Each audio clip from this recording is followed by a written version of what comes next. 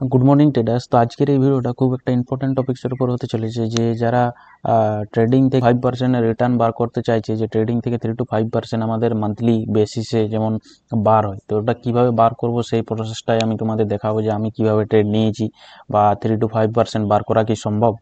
তো এই ভিডিওটাতে তোমরা ওটা ক্লিয়ার হয়ে যাবে যে 3 to 5% বার করা সম্ভব কি সম্ভব নয় পার মান্থ।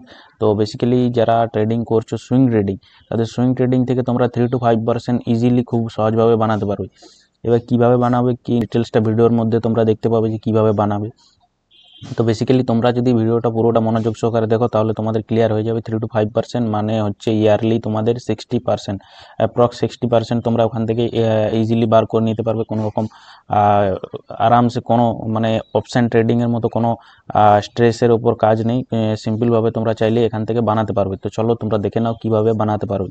তো আমি তোমাদের কাছে একটা চার্ট বার করে রেখেছি, তো এই চার্টটা তোমরা দেখলে বুঝতে পারবে যে এটা আমি আগে থেকে রিড করে রেখেছিলাম যে চার্টটা যে কিভাবে আমরা এখান থেকে আমি বার করতে পারছি সেটা আমি একবার এই চার্টটাতে আমরা একটু রিড করার চেষ্টা করব, যে এখানে তোমরা দেখলেই বুঝতে পারবে যে কিভাবে আমি ট্রেডটা এক্সিকিউট করেছি। এই ভিডিওটা কোনো বাই সেল রেকমেন্ডেশন করা হচ্ছে না, অনলি ফর এডুকেশন পারপাস। তো চলো দেখে নাও। তো আমরা এখানে কি করেছিলাম, মেডিকিওর লিমিটেড একটা স্টক রয়েছে, এটা ডেলি টাইম ফ্রেমে আমরা লাগিয়ে রেখেছি চার্টটা। তো এখানে ডেলি টাইম ফ্রেমে আমাদের অল টাইম হাই এখানে ব্রেকআউট হয়েছিল। আমরা অল টাইম হাই ব্রেকআউটে কীভাবে ট্রেডটা এক্সিকিউট করেছি সেটা একটু ক্লিয়ার করে দেবো। বাকি তোমরা যারা 3 to 5% রিটার্ন বার করাতে চাইছো তারা শুধুমাত্র যদি তারা চার্ট প্যাটার্নের উপর ফোকাস করে একটা স্ট্র্যাটেজি বা একটা চার্ট প্যাটার্নের ওপর, তাহলে তোমাদের এখান থেকে 3 to 5% আরামসে মান্থলি বার করাতে পারবে। তো আমি কিভাবে এই চার্টটাতে অ্যানালাইজ করেছি সেটা তোমাদের সাথে শেয়ার করছি। তো এখানে আমি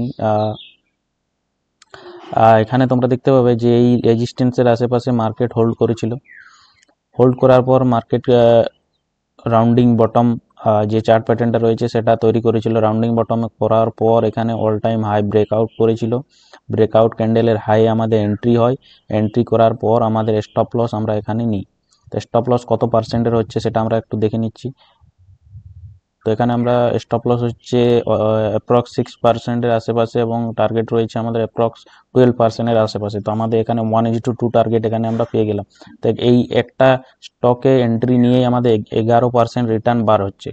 এবার যদি কেউ মনে করে যে 11%, 5%, 3% খুবই কম, কিন্তু যারা অপশন ট্রেডিং করছে তাদের হয়তো ওরা একদিনে 100% রিটার্ন বার করছে, কিন্তু তারা 100% রিটার্ন বার করার পর তার পরের দিনই তাদের যে প্রফিটটা 100% রিটার্নটা করছে ওটাও তাদের যাচ্ছে, এবং তারপর যে ক্যাপিটালটা নিয়ে আসছে ওটাও তাদের শেষ হয়ে যাচ্ছে। তো ওই সুইং ট্রেডিং হচ্ছে একটা স্টেবল, যেখানে তোমরা যদি সঠিকভাবে একটু করে থাকো তাহলে এটা তোমরা লং টার্মের জন্য ফিউচারে লং টার্মের জন্য ভালো। এটা লং টার্ম তক তুমি এটা নিয়ে যেতে পারো, কিন্তু অপশন ট্রেডিংয়ে অনেক রকম স্ট্রেস রয়েছে যার জন্য অপশন ট্রেডিং সঠিকভাবে করতে পারবে না।